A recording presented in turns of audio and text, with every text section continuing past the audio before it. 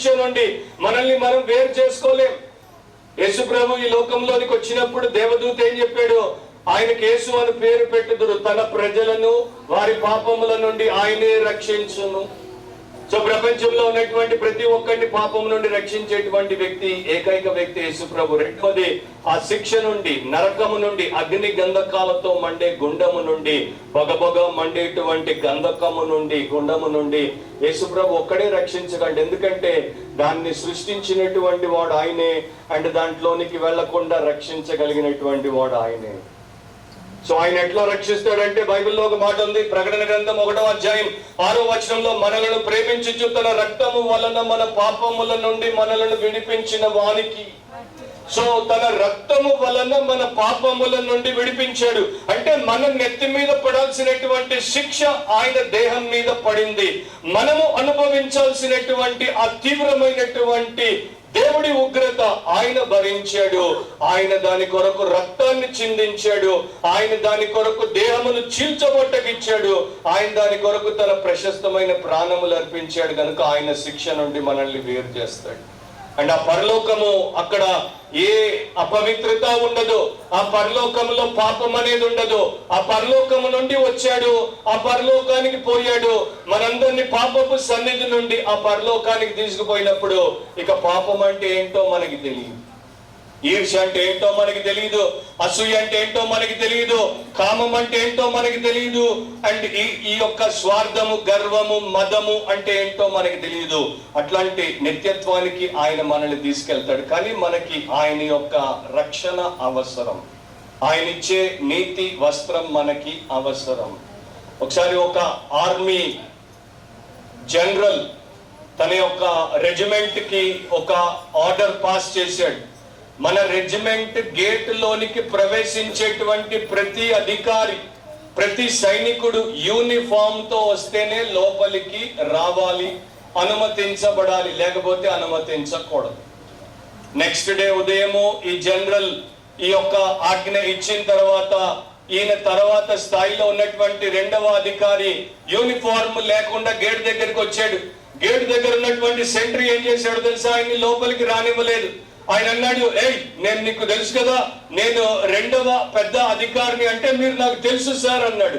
నేను రోజు వస్తే నువ్వే తలుపు తీసేదంటే అవును సార్ అన్నాడు. మరి ఈ రోజు ఏమైంది? నన్ను గుర్తుపట్టకుండా, నాకు తలుపు తీయకుండా నీవు నన్ను బయట పెట్టావంటే ఆయన అన్నాడు, మీకన్నా పైన ఉన్నటువంటి అధికారి ఆజ్ఞాపించాడు ఏంటంటే ఈ యొక్క గేటు నుండి ఎవడు యూనిఫామ్ లేని వాడు లోపలికి రాడు. సో మీరు ఎంత పెద్దవారైనా మీకు యూనిఫామ్ లేదు కనుక మీరు లోపలికి రారని గేటు తీయలేదు. సో నువ్వు ఎంత పెద్దవాడివైనా, నీకు ఎంత విద్య ఉన్నా, నీకు ఎంత ఉద్యోగం ఉన్నా, నీకు ఎంత పెద్ద పలుకపు గేటు తీసి లోపలికి రానివ్వరు. ఎందుకంటే నీవు యేసు రక్తంలో కడుగబడలేదు, యేసు నీతి వస్త్రము ధరించుకొని పరలోకానికి నీవు రాలేదు. రెండవది, ఫ్యూటిలిటీ టు ఫినాలిటీ, లేకపోతే తెలుగులో వ్యర్థత నుండి పారమార్థకతకు, లేకపోతే వ్యర్థమైన జీవితం నుండి పారమార్థమైనటువంటి జీవితానికి, లేకపోతే దేవుడు మెచ్చేటువంటి నిండైన సమృద్ధి గల జీవాన్ని. యూరోప్లో స్పెయిన్ అనేటువంటి ఒక దేశానికి వెళ్ళాను. ఆ దేశంలో ఒక పట్టణం ఉంది, కార్డోబా అనేటువంటి పట్టణం. 100 సంవత్సరాల క్రితము దాన్ని మొహమ్మదీయులు పరిపాలించేవారు. ఆ టైంలో ఒక మొహమ్మదీయుల రాజు, వారిని వారి భాషలో ఖలీఫ్ అంటారు. ఆయన పేరు అబ్దర్ రెహమాన్.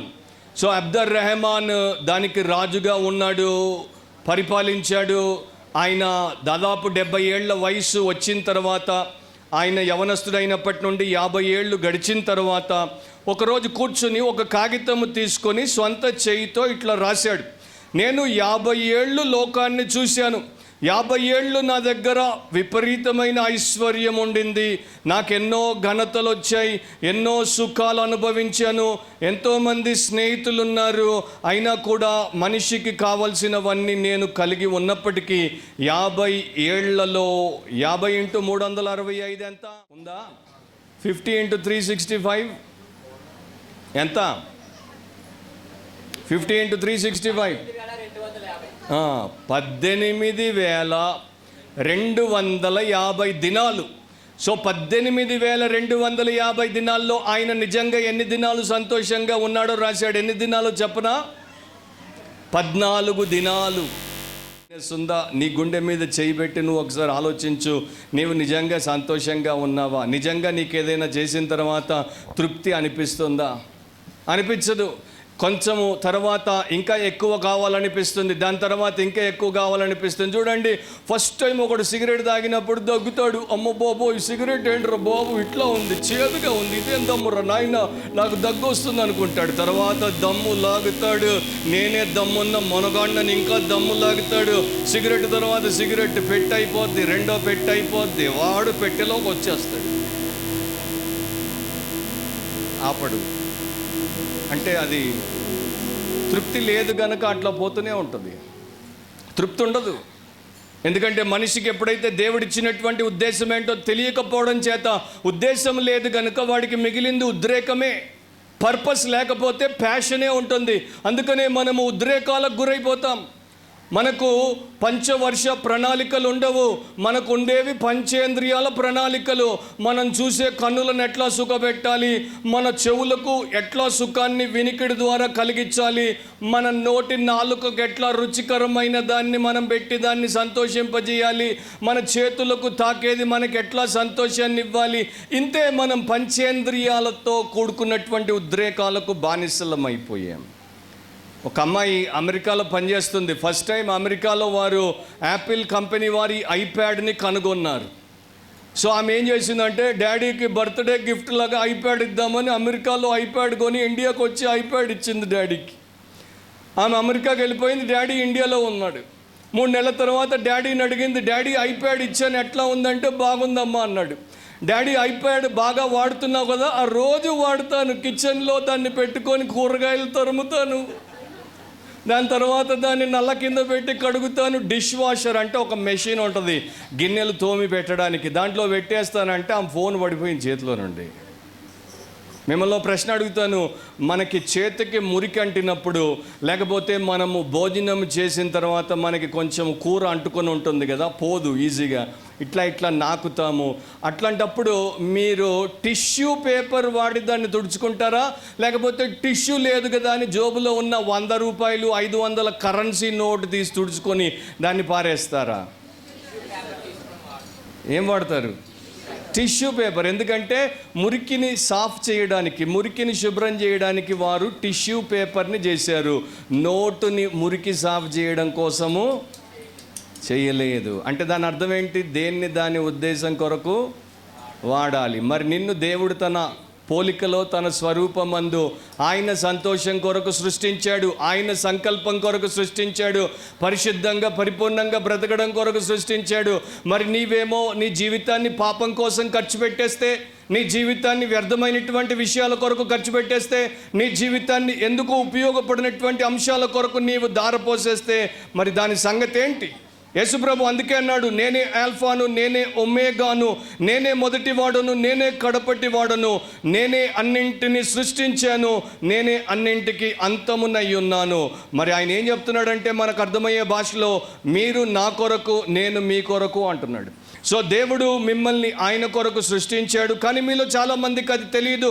దేవుడు మిమ్మల్ని ఆయన కొరకు సృష్టించాడు, మీరు చాలామంది దాన్ని ఒప్పుకోరు. దేవుడు మిమ్మల్ని తన కొరకు సృష్టించాడు, మీరు ఆయన కొరకు జీవించకుండా మీ జీవితాన్ని వ్యర్థం చేసుకుంటున్నారు.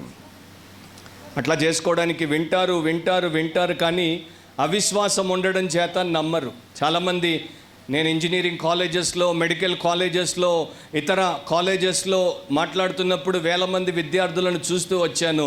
వారికి ఒక ప్రధానమైనటువంటి సమస్య ఏంటంటే అవిశ్వాసం. అవిశ్వాసం అంటే నమ్మలేకపోవడం. దేవుడు ఉన్నాడో లేడో, పరలోకం ఉందో లేదో, నరకం ఎవడు చూశాడు, యేసుప్రభువే నిజమైన రక్షకుడో కాడో, ఈ అవిశ్వాసం. సో ఒకసారి ఒక పెద్ద యూనివర్సిటీలో ఒక ప్రొఫెసర్, ఆయన నాస్తికుడు, అవిశ్వాసి. అక్కడ ఉన్నటువంటి విద్యార్థులందరినీ కూడా అవిశ్వాసంలోనికి తీసుకుపోవాలని చెప్పేసి ఏం చేశాడంటే ఒక ప్రశ్న అడిగాడు. మీలో ఎవడైనా ఎప్పుడైనా దేవుడి మనస్సును విన్నారా అంటే, దేవుడి యొక్క బ్రెయిన్ని విన్నారా, బుర్రను విన్నారా అంటే ఎవరు జవాబు చెప్పలేదు. మీలో ఎవరైనా ఎప్పుడైనా దేవుడి యొక్క బుర్రను తాకారా అంటే జవాబు చెప్పలేదు. మీలో ఎవరైనా ఎప్పుడైనా దేవుడి యొక్క మైండ్ని లేకపోతే బ్రెయిన్ని, బుర్రను చూశారా అంటే ఎవరు జవాబు చెప్పలేదు. సో ఆయన ఏమన్నాడంటే, మీలో ఒక్కడు కూడా దేవుడి యొక్క బుర్రను చూడలేదు, దేవుడి బుర్రను తాకలేదు, దేవుడి యొక్క బుర్రను వినలేదు, కనుక దేవుడు లేడు. సో కాసేపు అయిన తర్వాత ఒక క్రైస్తవ విద్యార్థి ఉన్నాడు. క్రైస్తవ విద్యార్థి ఎక్స్క్యూజ్ మీ సార్ అన్నాడు. ఏంటి అంటే, నేను కూడా 3 ప్రశ్నలు అడగొచ్చా అంటే అడుగు అన్నాడు.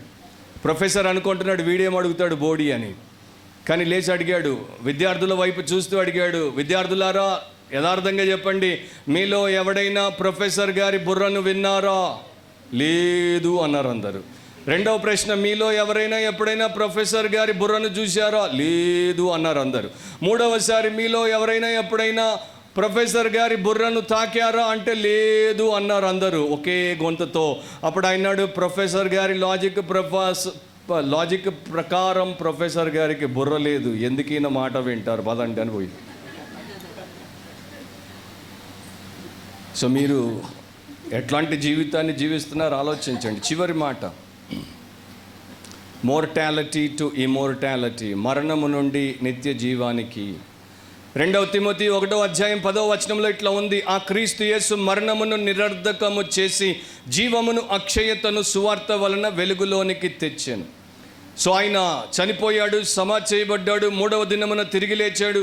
ఆయన తిరిగి లేచుట ద్వారా, పునరుత్థానము ద్వారా మరణం అనేది ఏదైతే మనల్ని పట్టి పీడిస్తుందో, ఏదైతే మనల్ని పట్టుకుని పోతుందో, దేని నుండి అయితే ఏ నరుడు కూడా విడిపింపబడడో ఆ మరణాన్ని నిరర్ధకం చేశాడు, అబాలిష్ చేశాడు. అంటే దాన్ని పనికి మాలినదిగా చేశాడు, దాని యొక్క బలాన్ని తీసేశాడు. తేనెటీగను పట్టుకున్నప్పుడు దాని ముళ్ళును తీసేస్తే అది మనల్ని కుట్టలేదు, మనకు ఆ యొక్క బాధను ఇవ్వలేదు, కనుక ఆ ప్రకారం మరణాన్ని తీసేశాడు ఆయన. దానితో జీవాన్ని, అక్షయతను మనకు వెలుగులోనికి తీసుకుని వచ్చాడు. అంటే మనం మరణంలో నశించిపోవాలి. మొదటి మరణం ఎట్లా మనందరికి ఉందో దాని ప్రకారం రెండో మరణం కూడా ఖాయం. ఈ ప్రపంచంలో ఏ నరుడు కూడా చెప్పలేడు నేను శారీరకంగా చావను, మనిషికి చావు లేదు అని చెప్పేటువంటి మొనగాడు ఒక్కడు లేడు. చెప్పిన వాళ్ళందరూ చచ్చిపోయారు. సో మొదటి మరణానికి కారణం ఏంటంటే పాపం వలన వచ్చు జీతం మరణం. దేవుడు చెప్పాడు ఆదాము అవ్వలకి, ఎప్పుడైతే మీరు ఆజ్ఞ మీరుతారో నిశ్చయముగా చచ్చిపోయారు అప్పుడు ఆత్మీయంగా, తర్వాత భౌతికంగా కూడా చచ్చిపోయారు. కాకపోతే నిత్యార్థమైనటువంటి ఇటర్నల్ డెత్ అంటారు, నిత్యము చచ్చిపోయేటువంటి చావుకి అప్పటి నుండి అందరూ సిద్ధపరచబడుతున్నారు. సో మనము మొదటి మరణాన్ని ఎట్లా తప్పించుకోలేమో రెండో మరణాన్ని కూడా తప్పించుకోలేము. రెండో మరణం ఏంటంటే పాపం వలన వచ్చు జీతం. సో దాంట్లో నుండి యేసుక్రీస్తు మనల్ని విడుదల చేయాలి, రక్షించాలి, మన జీవితం మీద ఉన్న మరణమును నిరర్ధకము చేయాలి. మరి అది నీకు అర్థమైందా? నీవి రాత్రి చనిపోతే, నీ ఊపిరాగిపోతే, నీ నాడి కొట్టుకోవడం మానేస్తే నీవు 2 స్థలాలకి, ఏదో ఒక స్థలానికి పోతావు. పోతే పరలోకానికైనా పోవాలి, లేకపోతే నరకానికైనా పోవాలి. 2 నిత్యమైన స్థలాలే.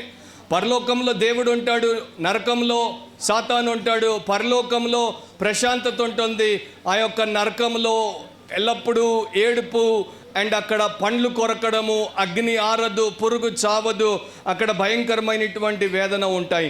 సో ఈ రెండిటి తప్ప ఇంకెక్కడికి పోం. ఈ లోకంలో మనము ఒక మనిషి చచ్చిపోతే ఎక్కడికి పోతాడు? ఒక మనిషి శవం వచ్చిన తర్వాత కొంతసేపు పెడతారు, అందరూ వచ్చి చూస్తారు, బాధపడతారు, ఏడుస్తారు. తర్వాత శవాన్ని ఎక్కడికి తీసుకుపోతారు చెప్పండి? ఆన్సర్, సమాధికి తీసుకుపోతారు. ఫలానా మతపు సమాధి ఫలానా చోట ఉంటుంది, కానీ శవాన్ని ఏం చేస్తారంటే డిస్పోజ్ ఆఫ్ చేస్తారంటే శవాన్ని తీసేస్తారు గంధకాలతో మండే గుండానికి. అండ్ అక్కడ నీ తల్లి నిన్ను రక్షించలేదు, నీ తండ్రి నిన్ను రక్షించలేడు, నీ తోబుట్టువు, నీ జిగిరి దోస్తు నిన్ను రక్షించలేరు, ప్రపంచంలో ఉన్నది ఏది నిన్ను రక్షించలేదు. అక్కడ ఈ లోక సంబంధమైనటువంటి లావాదేవీలు ఉండవు. ఇక్కడంటే కోర్టుకు పోతే నువ్వు జడ్జిని కొనొచ్చు, ఇక్కడంటే కోర్టుకు పోతే లాయర్కి లంచం ఇవ్వచ్చు, ఇక్కడంటే కోర్టుకు పోతే నువ్వు నీ యొక్క ప్రత్యర్థిని కోర్టులోనే కాల్చి చంపేయచ్చు, కానీ అక్కడ ఏవి నడవవు.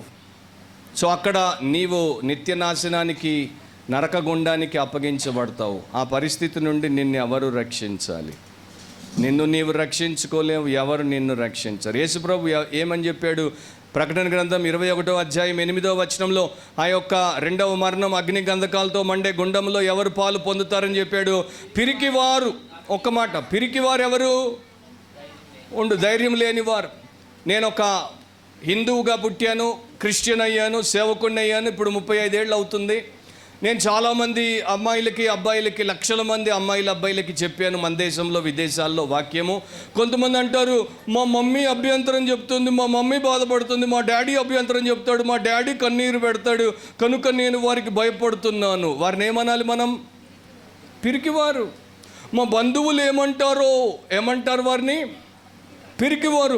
మా అమ్మాయికి పిల్లని మేము చేసుకోవడానికి వారు రారు కదా, ఏమనాలి? పిరికివారు. సో పిరికివారు అందరూ అక్కడికి పోతారు. రెండవది అవిశ్వాసులు, ఆల్రెడీ చెప్పేశాను. మూడవది అసహ్యులు. అసహ్యులు అంటే ఎవరు? అసహ్యమైనటువంటి ప్రతి నీచమైనటువంటి క్రియ చేసేటువంటి వాడు పాపాత్ముడు గనుక దాంట్లోనికి పోతాడు. నరహంతకులు దాంట్లోనికి పోతారు. వ్యభిచారులు దాంట్లోనికి పోతారు. ఇప్పుడు మీరు అనొచ్చు, వ్యభిచారమా? మేము మా జీవితం అంతా కూడా మరొక పురుషుడిని తాకలేదు, మరొక స్త్రీని తాకలేదు. అసలు సంగతి మీకు చెప్తాను. యేసుప్రభు ఏం చెప్పాడో, ఒకడు ఒక స్త్రీని మోహపు చూపు చూస్తే ఏమన్నాడు? హృదయంలో ఆమెతో వ్యభిచారము చేసెను. సో ఇప్పుడు మనకి ఈ యొక్క వ్యభిచార కొంపకు మనం పోనక్కర్లేదు. మన ఫోన్లోనే వ్యభిచార కొంపలు, ప్రపంచంలో ఉన్నటువంటి వ్యభిచార కొంపలన్నీ దీంట్లో ఉన్నాయి. ప్రపంచంలో మనము 100 ఏళ్ళు బతికినా చూడలేనంత మంది అసహ్యమైనటువంటి స్త్రీలు, పురుషులు దీంట్లో ఉన్నారు. సో మనము శారీరక వ్యభిచారులము కాకపోవచ్చు, కానీ మనము మానసిక వ్యభిచారులం. ఒక సర్వే చేశారు కొంతమంది శాస్త్రవేత్తలు. వారు ఏమని చెప్తున్నారంటే, గంటాపదంగా నొక్కి ఒక్క నుంచి ఏమని చెప్తున్నారంటే, ఒక స్త్రీ ఒక పురుషుడు, దీనికి ఈ యొక్క ఫోన్కి అందుబాటులో లేని వారు తప్పితే, అందుబాటులో ఉండి కనీసం 1 సంవత్సరం వాడినటువంటి వారిలో ఒక స్త్రీ కానీ ఒక పురుషుడు కానీ ఏదో ఒక సమయంలో దాంట్లో అసభ్యమైన వాటిని, వ్యభిచార సంబంధమైన వాటిని చూచి ప్రభావితము కాని వారు భూమండలం మీద లేరు. సో మనము నరకానికి పోవాలి పాపము క్షమించబడకపోతే. మాంత్రికులు, విగ్రహారాధికులు అంటే మీకు అందరికీ తెలుసు నాకన్నా బాగా. అబద్ధికులు, అబద్ధాలు చెప్పని వారు ఎవరైనా ఉన్నారా చెప్పండి? ఇప్పుడే ప్రూవ్ చేస్తా. నేను చెప్పలేదంటే ఈడే పెద్ద అబద్ధికుడని ఇప్పుడే ప్రూవ్ చేస్తా. అబద్ధాలు చెప్పలేదని వారు ఎవరైనా ఉన్నారా? ఒక్కరు లేరు. సో వీళ్ళందరూ పోతారన్నాడు. కానీ ఒక గొప్ప మాట చెప్పాడు, ముగిస్తున్నాను. యోహాను సువార్త 6:47, విశ్వసించువాడే నిత్య జీవము గలవాడు. విశ్వసించువాడే నిత్య జీవము గలవాడు. దేనిలో విశ్వాసము? ఎవరిలో విశ్వాసము? స్వంతంలో విశ్వాసం కాదు, లోకంలో విశ్వాసం కాదు, ఇతర విషయాల్లో విశ్వాసం కాదు. విశ్వాసమునకు కర్త, దాన్ని కొనసాగించువాడైన యేసుక్రీస్తు అనేటువంటి ఆ గొప్ప రక్షకుడి యందు ఎవడైతే విశ్వాసం ఉంచుతాడో వాడు మరణము నుండి జీవములోనికి దాటాడు, వాడు పాపక్షమాపణ పొందాడు, వాడు ఆత్మ రక్షించబడింది, వాడు దేవుడి సంబంధయ్యాడు. వాడికి యేసుక్రీస్తు ప్రభు దేవుడి కుమారుడు, కుమార్తె అవ్వడానికి అధికారం ఇచ్చాడు. కనుక వాడు రేపు చనిపోతే లోకము నుండి వాడు నిష్క్రమిస్తే దేవాది దేవుడితో నిత్యరాజ్యములో కాపురము చేస్తాడు.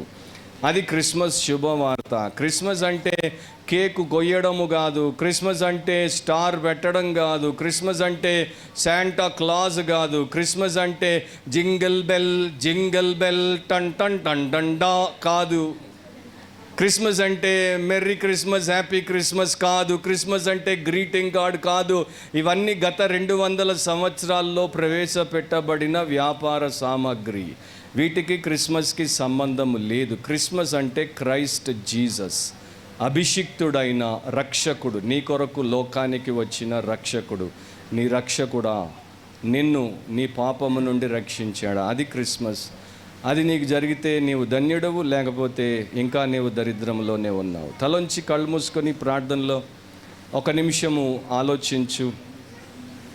1 నిమిషము నీ జీవితాన్ని నీవు పరిశీలన చేసుకో. నా ప్రియ యవన సహోదరి, సహోదరుడా, నా బిడ్డ, ఒకసారి నీవు ఆలోచించు.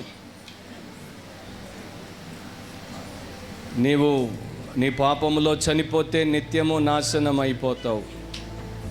నిన్ను నీవు రక్షించుకోలేవు. నీ మతం రక్షించదు, నీ ఆచారం రక్షించదు, నీ సభ్యత సంస్కారం రక్షించదు, నీకున్నటువంటి క్రమశిక్షణ రక్షించదు, ఆశా నిగ్రహం రక్షించదు, నీ ధ్యానము రక్షించదు. ఇవేవి రక్షించవు, ఇవన్నీ జీవము లేనివి. నిన్ను రక్షించేది యేసుక్రీస్తు అను జీవాధిపతి, ఆయనే రక్షకుడు.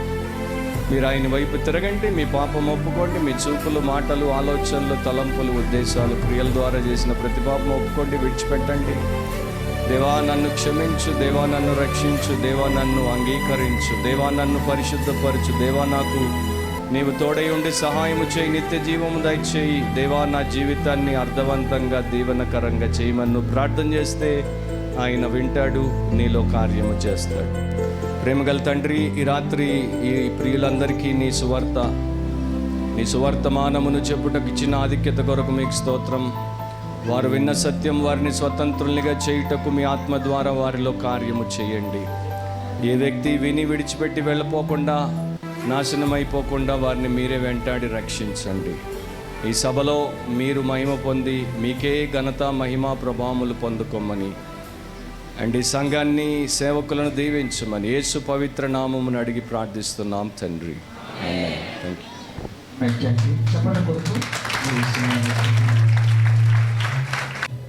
మోసం, దగ, కుట్ర, అన్యాయము, అక్రమం అయితే చెప్పబడిన మాటలు బట్టి ఇందులో నుంచి నన్ను ఎవరు విడిపిస్తారు?